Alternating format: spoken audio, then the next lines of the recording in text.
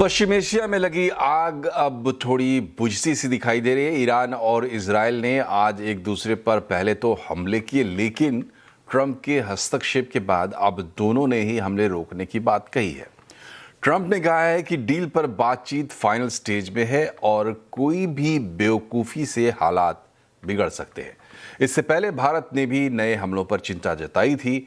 Detail के लिए लक्ष्मण रॉय जुड़ गए हैं हमारे साथ। लक्ष्मण जी, बताइए वेस्ट एशिया में इस वक्त क्या चल रहा है और फाइनली क्या अपडेट्स वहां माने जाएं? देखिए, एक घंटे पहले तक जो हालात थे उसमें अचानक से एक बड़ा बदलाव आया है। बदलाव ये आया है कि ईरान ने कहा जी हम हमले नहीं करेंगे, जब तक कि आप लेबनान पर हमला नहीं करते हम भी शांति से बैठेंगे।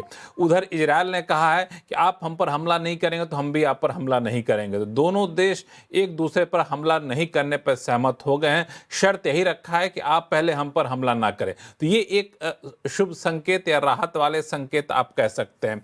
इस बीच ईरान की तरफ से एक बड़ा महत्वपूर्ण बयान आया है। उनका कहना है कि ना तो हमने युद्ध क्षेत्र को छोड़ा है, ना तो हमने नेगोशिएशन टेबल को छोड़ा है, यानी ना तो बातचीत को हमने छोड़ा है और ना तो युद्ध क्षेत्र को छोड़ा है। यानी हर चीज के लिए वो तैयार बैठे हुए हैं। तो ये भी एक संकेत है कि अगर बातचीत करना चाहे तो उसके लिए हम आगे आकर के बातचीत करेंगे।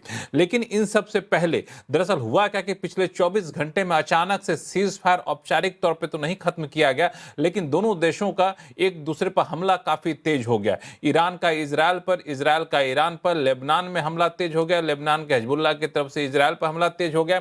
तो लग रहा था कि सीज फायर खत्म हो जाएगा और फिर से हम लोग करीब 100 दिन पहले वाली स्थिति में वो पूरा क्षेत्र पहुंच ना जाए, इसकी संभावना काफी बन गई थी। कई सारे इंडस्ट्री इंफ्रास्ट्रक्चर पे, ऑयल रिफाइनरी जैसे चीजों पे हमला होना शुरू हो गया था। लेकिन अचानक से ट्रंप ने जब देखा कि हालात काफी ज्यादा बिगड़ रहा है तो उन्होंने साफ शब्दों में कहा कि दोनों देश एक दूसरे पर हमला करना बंद करें। उसके बाद कुछ देर बाद, करीब 1 घंटे बाद, ट्रंप ने ऐलान किया कि दोनों देश इस बात पर राजी हो कि हमला नहीं करेंगे और बातचीत करेंगे, बहुत जल्द शांति वार्ता की जाएगी। तो मुझे लगता है कि ये 24 से 48 घंटे जो पीछे बीता है, ये काफी कह सकते हैं चिंताजनक स्थिति थी। नाजुक हालात बन चुके थे, लेकिन अभी फिलहाल हालात थोड़े से काबू में आते हुए दिख रहे हैं। अगर ये स्थायी चलता है तो इस अच्छा संकेत माना जा सकता है।